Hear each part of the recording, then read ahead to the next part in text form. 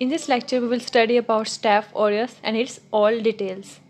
तो सबसे पहले हम इसकी डिजीज़ देखेंगे। ये एब्सेसिस कॉज करवाता है, यानी कि एब्सेसिस का मतलब है पस। ये पस कॉज करवा देता है। और एंडोकार्डाइटिस यानी कि हार्ट का जो इन्फेक्शन होता है ये वो कॉज करवाता है। सेप्टिक आर्थराइटिस, ये आर्थराइटिस की एक टाइप है सेप्टिक आर्थराइटिस, जिसमें सेप्सिस हो जाती है। फिर ये कॉज करवाता है ओस्टियोमालाइटिस। ओस्टियोमालाइटिस इसमें ये होता है कि ये मल्टीपल जॉइंट्स, या जैसे लेग्स के हो गए, हाथों के हो गए, बाजुओं के हो गए, मल्टीपल जॉइंट्स को ये अफेक्ट करता है, ये ओस्टियोमालाइटिस जो होता है। फूड पॉइजनिंग कॉज करवाता है। स्केल्डेड स्किन सिंड्रोम कॉज करवाता है। ये आगे जाके हम इसकी डिटेल पढ़ेंगे कि स्केल्डेड स्किन सिंड्रोम क्या होता है। हॉस्पिटल एक्वायर्ड निमोनिया कॉज कराता है। सेप्टिसीमिया, सेप्सिस से इसका निकला है। ईमिया का मतलब होता है ब्लड, और सेप्सिस इन्फेक्शन यानी कि ब्लड का infection. Surgical wound infections cause करवाता है।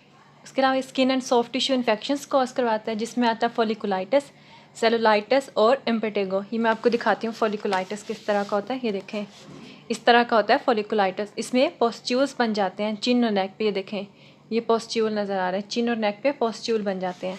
और इम्पेटिगो ये क्या होता है, ये देखें लेयर्स बन जाती हैं हनी क्रस्ट कलर की। ये देखें चिन पे और लिप्स के ऊपर जो होते हैं हनी क्रस्ट कलर की लेयर्स बन जाती हैं, इसे कहते हैं इम्पेटिगो। और स्केल्डेड स्किन सिंड्रोम इस तरह का है। स्केल्डेड स्किन सिंड्रोम में क्या होता है कि स्किन जो होती है वो आपकी एक्सफोलिएट होना शुरू हो जाती है और वहाँ लेयर्स बन जाती हैं। और इसके अलावा ये कंजक्टिवाइटिस कॉज करवाता है। आई इन्फेक्शन है, इसे कहते हैं कवासाकी सिंड्रोम कॉज करवाता है। इसे भी हम आगे डिटेल में पढ़ेंगे। इसकी इंपॉर्टेंट प्रॉपर्टीज़ क्या हैं। ये स्फेरिकल ग्राम पॉजिटिव कोकाई होता है, ग्रेप लाइक क्लस्टर्स की फॉर्म में होता है। उसके अलावा ये कैटालेस पॉजिटिव होता है। कैटालेस पॉजिटिव का क्या मतलब है, ये हाइड्रोजन पेरोक्साइड जो होती है उसको डिग्रेड कर देता है। कैटालेस एंजाइम होता है, ये हाइड्रोजन पेरोक्साइड को वाटर और ऑक्सीजन में डिग्रेड कर देता है, इसलिए से कहता है कैटालेस पॉजिटिव। तो जो ऑर्गेनिजम्स कैटालेस पॉजिटिव होते हैं वो क्या करते हैं, किलिंग इफेक्ट ऑफ न्यूट्रोफिल से बच जाते हैं, क्योंकि न्यूट्रोफिल जो होता है वो उसमें हाइड्रोजन पेरोक्साइड होता है, तो वो जो होता है बैक्टीरिया को किल कर सकता है। लेकिन अगर ये बैक्टीरिया में कैटालेस एंजाइम होगा तो वो हाइड्रोजन पेरोक्साइड को ही डिग्रेड कर देगा। तो हाइड्रोजन पेरोक्साइड डिग्रेड हो गई है तो बैक्टीरिया जो है वो सर्वाइव कर जाएगा, किल नहीं होगा। ये कोगुलेस पॉजिटिव होता है। कोगुलेस पॉजिटिव का क्या मतलब है, कोगुलेस एंजाइम होता है जो बैक्टीरिया प्रोड्यूस करता है, ये प्रोथ्रोम्बिन को थ्रोम्बिन में कन्वर्ट कर देता है। फिर थ्रोम्बिन क्या करता है, ये फिब्रिनोजन को फिब्रिन में कन्वर्ट कर देता है। और जब फिब्रिन बनता है तो फिब्रिन जो होता है वो मैश लाइक स्ट्रक्चर्स बना देता है। और फिब्रिन का क्या काम है, क्लोटिंग करवाना। इस तरह ये ब्लड क्लोटिंग करवाता है। नेक्स्ट इसकी प्रॉपर्टी स्टेफलोजेंथिन पिगमेंट होता है। इसमें ये बैक्टीरिया में ये पिगमेंट होता है स्टेफलोजेंथिन। इसकी वजह से जो बैक्टीरियल कॉलोनीज आती हैं वो गोल्डन कलर की आती हैं, गोल्डन कलर देता है इसको। उसके अलावा इसका क्या काम है इस पिगमेंट का, ये पैथोजेनेसिटी ऑफ ऑर्गेनिज्म जो होता है उसको बढ़ा देता है। पैथोजेनेसिटी का मतलब है फर्दर जो होता है उसकी डिजीज़ कॉज करने की एबिलिटी जो होती है उसको ये बढ़ा देता है ये पिगमेंट। तो किस तरह ये बढ़ाता है पैथोजेनेसिटी को, ये सुपर ऑक्साइड्स और रिएक्टिव ऑक्सीजन स्पीशीज़ का जो माइक्रोबिसिडल इफेक्ट होता है, माइक्रोबिसिडल इफेक्ट कहते हैं माइक्रोब्स को किल करने का इफेक्ट। ये सुपर ऑक्साइड और रिएक्टिव ऑक्सीजन स्पीशीज़ का जो माइक्रोबिसिडल इफेक्ट होता है उसको इनएक्टिवेट कर देता है। तो जब किलिंग इफेक्ट इनएक्टिवेट होगा तो बैक्टीरिया की पैथोजेनेसिटी जो है वो ज़्यादा हो जाएगी। नेक्स्ट ये फर्मेंट करता है मैनिटोल को। मैनिटोल जैसा कि हमने पढ़ा ये शुगर होती है। मैनिटोल को जब फर्मेंट करता है तो क्या होता है, उससे कलर चेंज होता है उस मीडियम में, और पीएच चेंज होती है। तो पीएच के चेंज होने की वजह से ही वो कलर उसका चेंज हो रहा होता है। नेक्स्ट ये बीटा हिमोलिटिक होता है। हिमोलिसिस, बीटा हिमोलिटिक का मतलब पता है कि जैसे बीटा हिमोलिसिस कंप्लीट हिमोलिसिस होती है। तो ये हिमोलिसिस किस तरह होती है, हिमोलाइसिन एंजाइम होता है वो हिमोलिसिस कॉज करवाता है। तो जब हिमोलिसिस होगी आरबीसीज की तो क्या होगा, आरबीसीज के क्योंकि उनमें हीमोग्लोबिन होता है तो आयरन जो है वो रिलीज़ हो जाएगा। आयरन जब रिलीज़ होगा तो वो बैक्टीरिया उस आयरन को अपनी ग्रोथ के लिए यूज़ कर लेगा। उसके अलावा ये सिंथेसिस करवाता है साइटोक्रोम एंजाइम की। तो आयरन दो कामों के लिए यूज़ होता है, बैक्टीरिया की ग्रोथ के लिए और उसकी साइटोक्रोम एंजाइम की सिंथेसिस के लिए। और इसमें प्लाज्मिड होता है जो कि बीटा लैक्टमेज जिसमें एंजाइम होता है। बीटा लैक्टमेज का क्या काम होता है कि बीटा लैक्टम जो ड्रग्स होती हैं उनको डिग्रेड कर देता है। तो जब उन बीटा लैक्टम ड्रग्स को ये डिग्रेड कर देगा तो वो ड्रग्स बैक्टीरिया के ऊपर इफेक्ट नहीं कर पाएंगे और बैक्टीरिया किल नहीं हो पाएगा। तो ये पेनिसिलिन को ज़्यादातर डिग्रेड करता है लेकिन सारी पेनिसिलिन को नहीं करता। तो जो कौन सी पेनिसिलिन है जो बीटा लैक्टमेज के अगेंस्ट रेजिस्टेंट होती है, यानी कि जिनके ऊपर बीटा लैक्टमेज एंजाइम अफेक्ट नहीं करता और उन पेनिसिलिन को डिग्रेड नहीं कर सकता, वो होती है नेफ्सिलिन और methicillin. Many strains of staph aureus resistant to beta lactamase resistant penicillin. अब देखें, पहले तो पेनिसिलिन जो दी थी हमने, तो उसको तो डिग्रेड कर दिया बीटा लैक्टमेज ने, तो उसके बाद हमने क्या यूज़ की, beta lactamase resistant penicillin use की, जो कि इस एंजाइम से डिग्रेड नहीं होती, तो वह है नेफ्सिलिन। फिर कुछ स्ट्रेन स्टैफ ऑरियस के ऐसे आ गए जो कि इस बीटा लैक्टमेज रेजिस्टेंट पेनिसिलिन के अगेंस्ट, इसके अगेंस्ट भी जो था वो उन्होंने रेजिस्टेंट डेवलप कर ली, यानी कि नेफ्सिलिन और मेथिसिलिन ये भी अब काम नहीं कर रहे, तो ये स्ट्रेन्स जो थे स्टैफ ऑरियस के, इसके अगेंस्ट भी रेजिस्टेंट हो गए हैं, इससे भी किल नहीं हो रहे, तो तब हम क्या यूज़ करेंगे, तब हम वैंकोमाइसिन की तरफ आ जाते हैं। तो ये नेफ्सिलिन और मेथिसिलिन, इनमें रेजिस्टेंस जो होती है वो किस तरह से आती है, इनमें जो पेनिसिलिन बाइंडिंग प्रोटीन होती है, इन पेनिसिलिन में, इन 2 पेनिसिलिन की क्लासेस में पेनिसिलिन बाइंडिंग प्रोटीन आती है, इसमें चेंजेस आ जाती हैं, तो वो क्या होगी, वो किल नहीं कर सकेंगी बीटा इस बैक्टीरिया को। तो सबसे पहले हमने पेनिसिलिन यूज़ की, वो इफ़ेक्टिव नहीं हुई, तो हमने मेथिसिलिन या नेफ्सिलिन यूज़ की, अगर वो भी इफ़ेक्टिव नहीं थी तो उसके बाद हमने क्या किया, वैंकोमाइसिन यूज़ की। Mutations in genes located on transposons on plasmid. Vancomycin में क्या होता है कि कुछ केसेस में आता है कि वैंकोमाइसिन के अगेंस्ट भी रेजिस्टेंस आ जाती है बैक्टीरिया के लिए। बैक्टीरिया इस ड्रग से भी किल नहीं होता, तो क्यों नहीं होता, क्योंकि उसमें उसके जो प्लाज्मिड के ऊपर जो ट्रांसपोसोन्स होते हैं, जिन्हें हम जंपिंग जीन्स कहते हैं, उनमें म्यूटेशन आ जाती है। उसमें क्या होता है कि म्यूटेशन किस तरह आती है, डी लैक्टेट की जगह डी एलानिन आ जाता है। ये किस जगह आता है, पेप्टिडोग्लाइकन में, सेल वॉल में। पेप्टिडोग्लाइकन बैक्टीरिया की सेल वॉल है, उसमें क्या होता है कि डी लैक्टेट की जगह डी एलानिन आ जाता है, तो इससे क्या होगा कि ये उसमें वैंकोमाइसिन जो है इस डी एलानिन के ऊपर इफेक्ट नहीं कर पाएगी और बैक्टीरिया किल नहीं होगा। नेक्स्ट वन, इसके एंजाइम्स कौन कौन से हैं, ये इसमें कैटालेज एंजाइम होता है, कोगुलेज होता है, डीएनएज होता है और लाइपेज होता है। कैटालेज जैसे कि हमें पता है हाइड्रोजन पेरोक्साइड को डिग्रेड करता है और वाटर और ऑक्सीजन में चेंज करता है। कोगुलेज जो होता है ये हमें पता है क्लोटिंग करवाता है, किस तरह करवाता है, फिब्रिनोजन को फिब्रिन में कन्वर्ट करके, पहले प्रोथ्रोम्बिन को थ्रोम्बिन में कन्वर्ट करता है, थ्रोम्बिन फिर फिब्रिनोजन को फिब्रिन में कन्वर्ट करती है। डीएनएज एंजाइम क्या करता है, ये डीएनएज को ब्रेक डाउन करता है। लाइपेज ये लिपिड ब्रेकिंग एंजाइम है। नेक्स्ट, इसके सेल वॉल कंपोनेंट्स क्या है, इस बैक्टीरिया की सेल वॉल में कौन कौन से कंपोनेंट्स होते हैं। सबसे पहले इसमें होता है प्रोटीन ए। प्रोटीन ए क्या करती है, binds FC portion of IgG. ये जो आईजीजी की क्लास होती है मीनोग्लोबिन की, ये उसके एफसी पोर्शन के साथ बाइंड कर जाता है, तो क्या होता है कि एफसी पोर्शन जो है वो ऑक्यूपाई हो जाएगा and is not free to bind to Fc receptors of neutrophils and macrophages. तो क्या होगा कि नॉर्मली जो होता है, जैसे ये एफसी एंटीबॉडी की क्लास है, इसमें फैब रीजन होता है, यानी कि इसमें इसकी जगह इधर एंटीजन बाइंड करता है और इधर ये जो स्टेम है इसके ऊपर एफसी रीजन होता है, इधर आके न्यूट्रोफिल्स ने बाइंड करना होता है। तो क्या होता है कि जब ये प्रोटीन ए होती है इस बैक्टीरिया में, तो इधर न्यूट्रोफिल्स की जगह एफसी पोर्शन पे प्रोटीन ए आके बाइंड कर जाती है। जब प्रोटीन ए आके बाइंड करेगी तो न्यूट्रोफिल्स बाइंड नहीं कर सकेंगे, तो क्या होगा, क्योंकि न्यूट्रोफिल्स है तो बैक्टीरिया को इस हाइड्रोजन पेरोक्साइड जो होता है वो किल करता है बैक्टीरिया को, तो जब न्यूट्रोफिल्स बाइंड नहीं करेंगे तो ये बैक्टीरिया किल नहीं हो सकेगा, तो फेगोसाइटोसिस नहीं होगी जब ये प्रोटीन ए इस मीनोग्लोबिन के एफसी पोर्शन के साथ बाइंड कर जाएगी। नेक्स्ट इसका कंपोनेंट है टिकोइक एसिड।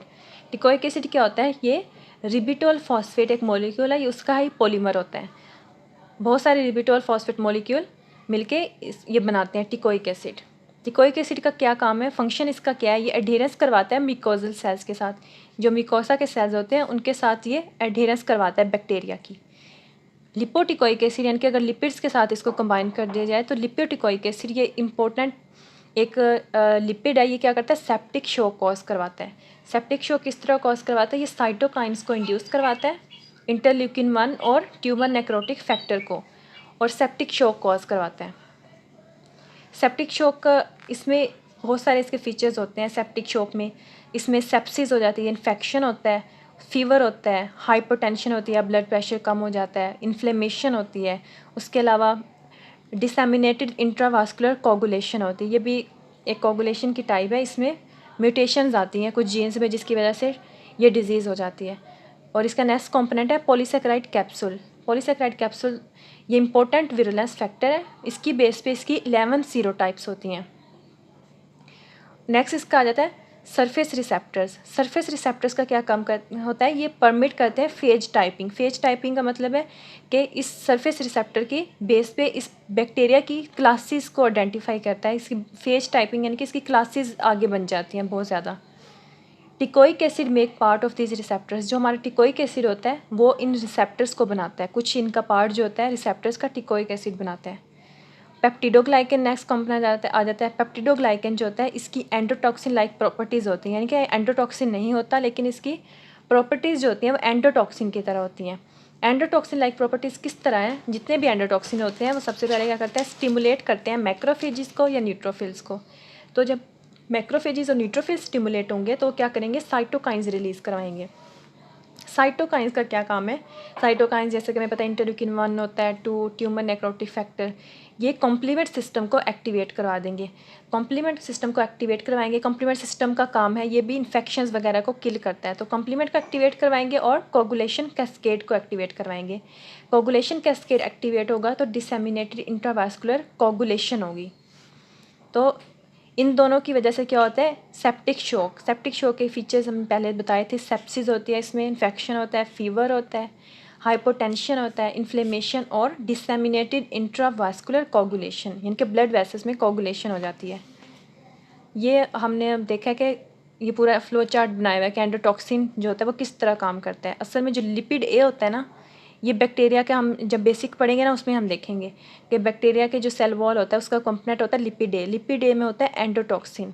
ये एंडोटॉक्सिन 3 तरह के फंक्शंस परफॉर्म करता है। ये मैक्रोफेजिस को एक्टिवेट करता है कॉम्प्लीमेंट को और टिश्यू फैक्टर को। टिश्यू फैक्टर जो होता है ये इन्फेक्टेड टिश्यू से रिलीज़ होता है। जब ये मैक्रोफेजिस को एक्टिवेट करवाएगा तो क्या होगा, मैक्रोफेजिस इंटरल्यूकिन 1 रिलीज़ करवाएंगे जो कि फीवर कॉज करते हैं। फिर ये ट्यूमर नेक्रोटिक फैक्टर भी रिलीज़ करवाते हैं। ट्यूमर नेक्रोटिक फैक्टर का काम है फीवर और हाइपोटेंशन यानी कि ब्लड प्रेशर कम करवाना। नाइट्रिक ऑक्साइड का काम भी है हाइपोटेंशन, यानी कि ये वेजोडाइलेटर हैं, वेजोडाइलेशन करवाते हैं। एक्टिवेट करते हैं कॉम्प्लीमेंट को। कॉम्प्लीमेंट क्या करता है, ये कॉम्प्लीमेंट के सारे ये पार्ट्स होते हैं C3A, C5A, ये हम इम्यूनोलॉजी में पढ़ेंगे जाके। C3A का क्या काम होता है, जब ये कॉम्प्लीमेंट का ये वाला पार्ट एक्टिवेट होगा तो एडीमा कॉज करवाएगा। एडीमा का मतलब है फ्लूइड वगैरह जो होता है एक जगह अकोमुलेट हो जाता है। C5A का काम क्या है, C5A न्यूट्रोफिल्स की कीमोटैक्सिस करवाता है। कीमोटैक्सिस का मतलब है अट्रैक्शन करवाता है उन न्यूट्रोफिल्स की, कुछ केमिकल्स रिलीज़ करवाता है जिसकी वजह से न्यूट्रोफिल्स जो है उनकी कीमोटैक्सिस होते हैं। कीमो मतलब केमिकल्स और टैक्सिस मतलब अट्रैक्शन, तो न्यूट्रोफिल्स को अकोमुलेट करवाता है एक जगह पे। टिश्यू फैक्टर को एक्टिवेट करवाता है। टिश्यू फैक्टर इन्फेक्टेड टिश्यू से रिलीज़ होता है, तो टिश्यू फैक्टर क्या करता है, ये कोगुलेशन कैस्केड को, यानी कि कैस्केड कहता है एक पाथवे को, ये कोगुलेशन का जो पाथवे है उसको एक्टिवेट करवा देता है जिसकी वजह से डिसेमिनेटेड इंट्रावास्कुलर कोगुलेशन होती है। नेक्स्ट हम देखेंगे इसकी ट्रांसमिशन इसकी नोज़ के थ्रू होती है और मेन साइट कॉलोनाइजेशन की इसकी नोज़ ही है। सेकंड हैंड कॉन्टैक्ट के थ्रू हो सकती है, स्किन के थ्रू, वेजाइना के थ्रू। इंट्रावेनस ड्रग यूज़र्स होते हैं उनके थ्रू, वो जब इंट्रावेनस ड्रग्स लेते हैं तो उस साइट से भी ये फैल सकता है। क्रोनिक ग्रैनुलोमेटस डिजीज़ क्या होती है, न्यूट्रोफिल्स की एक एबनॉर्मेलिटी है। नॉर्मली जो होते हैं न्यूट्रोफिल्स जो होते हैं वो उनमें जो होता है हाइड्रोजन पेरोक्साइड होता है जो कि बैक्टीरिया को किल करता है। लेकिन क्रोनिक ग्रैनुलोमेटस डिजीज़ में क्या होता है कि defect in ability of neutrophils to kill bacteria, neutrophils की एबिलिटी में डिफेक्ट आ जाता है कि वो बैक्टीरिया को किल नहीं कर सकते, यानी कि उनमें हाइड्रोजन पेरोक्साइड जो होता है वो डिग्रेड हो जाता है। तो वहाँ ग्रैनुलोमेटस इसलिए कहते हैं, वहाँ ग्रैनुलोमास जो होते हैं वो बन जाते हैं। पैथोजेनेसिस इसकी क्या है, ये स्यूचर्स के थ्रू फैल जाता है, इंट्रावेनस कैथीटर्स के थ्रू फैलता है। कोगुलेज कुछ केसेस में ये कोगुलेज एंजाइम इसकी पैथोजेनेसिस का फैक्टर बन जाता है। कोगुलेज क्या करता है, ये इंपॉर्टेंट विरुलेंस फैक्टर है, ये वहाँ अब्सेसिस कॉज करवा देता है। किस तरह, क्योंकि जब कोगुलेज एंजाइम हमने पढ़ा है कि ये क्लोटिंग करवाता है। जब क्लोटिंग करवाएगा तो एक जगह जो है वो इन्फेक्शन जो है वो जमा रहेगा और वहाँ जाके ये अब्सेस बना देगा, पस बना देगा। अब्सेसिस पस को कहते हैं। इसके टॉक्सिन्स कौन कौन से होते हैं, इसमें एंटेरोटॉक्सिन आता है, टॉक्सिक शॉक सिंड्रोम टॉक्सिन आता है, और आगे हम पढ़ेंगे एक्सफोलेटिन टॉक्सिन आता है, ल्यूकोसाइडिन आते हैं और कुछ एंजाइम्स आते हैं। एंटेरोटॉक्सिन इसका क्या काम करता है, ये सुपर एंटीजन के तौर पर काम करता है with in GIT। Super antigen का क्या काम है, सुपर एंटीजन जो होता है वो इंटरल्यूकिन 1 और 2 यानी कि साइटोकाइंस को एक्टिवेट करवाता है। ये साइटोकाइंस क्या करते हैं, इंटेरोक्रोमैफिन सेल्स को एक्टिवेट करवाते हैं। इंटेरोक्रोमैफिन सेल्स हमारे इंटेरिक ट्रैक्ट में होते हैं, ये उनको एक्टिवेट करवाते हैं तो वो सीरोटोनिन रिलीज़ होता है। सीरोटोनिन डायरेक्ट जाके हमारे इंटेरिक नर्वस सिस्टम पे एक्ट करता है। इंटेरिक नर्वस सिस्टम या इंट्रिंसिक नर्वस सिस्टम कह रही है हमारे ऑटोनॉमिक नर्वस सिस्टम का पार्ट होता है। ये ऑटोनॉमिक नर्वस सिस्टम को स्टिमुलेट करवाएगा। ऑटोनॉमिक नर्वस सिस्टम में हमारे पास वॉमिटिंग सेंटर होता है, तो जो वॉमिटिंग सेंटर होता है ब्रेन में, ये उसको एक्टिवेट करवाता है और इस इंटेरोटॉक्सिन की वजह से वॉमिटिंग और डायरिया होता है। लेकिन इंटेरोटॉक्सिन जो होता है स्टमक एसिड और उसके जो एंजाइम्स होते हैं उनके लिए रेजिस्टेंट होता है, ये स्टमक एसिड और एंजाइम से किल नहीं हो सकता। नेक्स्ट इसका टॉक्सिन है टॉक्सिक शॉक सिंड्रोम टॉक्सिन। ये क्या करता है, टॉक्सिक शॉक कॉज करवाता है, यानी कि टॉक्सिन की वजह से जो शॉक होता है, शॉक है जैसा कि शॉक में हाइपोटेंशन होती है, फीवर होता है, तो ये टॉक्सिक शॉक कॉज करवाता है। ये भी सुपर एंटीजन के तौर पर काम करता है। इंटेरोटॉक्सिन सुपर एंटीजन के तौर पर काम करता है, उसके अलावा टॉक्सिक शॉक सिंड्रोम भी सुपर एंटीजन के तौर पर काम करता है। तो जो भी टॉक्सिन सुपर एंटीजन के तौर पर काम करेगा वो साइटोकाइंस को स्टिमुलेट करवाएगा। ये इंटरल्यूकिन 1, 2 और ट्यूमर नेक्रोसिस फैक्टर को स्टिमुलेट करवाता है। तो ये इनका काम क्या है, ये जाके टॉक्सिक शॉक कॉज करवाते हैं। टॉक्सिक शॉक जो है उसके भी सिम्टम्स वही हैं, या क्या कॉज करवाते हैं, सेप्सिस, फीवर, हाइपोटेंशन, इन्फ्लेमेशन, ये सारे फंक्शंस परफॉर्म करते हैं। जो टॉक्सिक शॉक सिंड्रोम जो है वो किन किन किन में होता है, टैम्पून यूजिंग वुमेन में होता है, वाउंड इन्फेक्शंस में होता है, या नेज़ल पैकिंग में होता है। नेक्स्ट इसका टॉक्सिन है एक्सफोलिएटिंग। जैसे नाम से ही ज़ाहिर है एक्सफोलिएट करना, किसी चीज़ को एक्सफोलिएट करना, तो ये प्रोटीएज के तौर पर एक्ट करता है। प्रोटीएज एंजाइम है, तो प्रोटीएज के तौर पर एक्ट करता है और क्लीव्स कर देता है डेस्मोग्लेन इन डेस्मोसोम्स। हमारी स्किन में होते हैं डेस्मोसोम्स जो हमारी स्किन की लेयर को बना रहे होते हैं, उनमें प्रोटीन होती है डेस्मोग्लेन। ये क्या करता है टॉक्सिन, ये डेस्मोग्लेन जो होता है उनको क्लीव कर देता है। तो डेस्मोग्लिन जब क्लीव होंगी तो हमारी जो एपिडर्मस जो हमारी स्किन की लेयर है वो सेपरेट हो जाएगी, जिसकी वजह से स्कैल्डेड स्किन सिंड्रोम हो जाएगा। जैसे किसी चीज़ को ऊपर से खुरचा होता है, ऐसे ऊपर ना लेयर्स बन के हमारी स्किन जो होती है वो उतरना शुरू हो जाती है, इसे कहते हैं स्कैल्डेड स्किन सिंड्रोम। उसके अलावा ये एक्सफोलिएटिंग टॉक्सिन बुलस इम्पेटिगो भी कॉज करवाता है। इम्पेटिगो जैसे हमने देखा था, ये देखें crust, Honey crust colour layers बन जाती हैं चिन और लिप्स पे। नेक्स्ट इसका टॉक्सिन है ल्यूकोसाइडिन। ल्यूको जैसे वाइट ब्लड सेल्स को कहते हैं और साइडिन कहते हैं किलिंग इफेक्ट को। ल्यूकोसाइडिन दो तरह के होते हैं, अल्फा टॉक्सिन प्रोड्यूस करते हैं और पीवी ल्यूकोसाइडिन होते हैं। अल्फा टॉक्सिन का क्या काम है, ये necrosis of skin and haemolysis cause करवाते हैं, स्किन की नेक्रोसिस करवाते हैं और हिमोलिसिस करवा देते हैं। तो किस तरह करवाते हैं नेक्रोसिस ऑफ स्किन, ये होल्स बना देते हैं सेल मेम्ब्रेन में, formation of holes in cell membrane and loss of low molecular weight substances. ये सेल मेम्ब्रेन में होल्स बनाते हैं, तो जब होल्स बनेंगे तो वहाँ लो मोलिकुलर वेट सब्सटेंसेस जो है उन होल्स के थ्रू जो है बाहर निकल जाते हैं, जिसकी वजह से स्किन की नेक्रोसिस स्टार्ट हो जाती है। दूसरा टॉक्सिन है पीवी ल्यूकोसाइडिन। पीवी ल्यूकोसाइडिन क्या होता है, ये पोर फॉर्मिंग टॉक्सिन है। ल्यूकोसाइडिन जैसे कि नाम से जाहिर है ये वाइट ब्लड सेल्स जो होते हैं उनको किल करता है, उनकी सेल मेम्ब्रेन को डैमेज करके। उसके अलावा ये ल्यूकोसाइडिन्स जो होते हैं वो skin and soft tissue infections भी कॉज करवा सकते हैं और नेक्रोटाइजिंग नमूनिया भी कॉज करवा सकते हैं। नेक्स्ट इसके जो एंजाइम्स होते हैं जो पैथोजेनेसिस में आते हैं, जो एंजाइम्स हैं वो हैं कोगुलेस, फिब्रिनोलाइसिन यानी कि जो फिब्रिन को डिग्रेड कर देता है एंजाइम, हेलुरोनाइडेज जो हेलुरोनिक एसिड, ये भी स्किन की एक लेयर स्किन में होता है, हेलुरोनिक एसिड स्किन को बनाता है, तो हेलुरोनाइडेज एंजाइम को भी डिग्रेड कर देते हैं।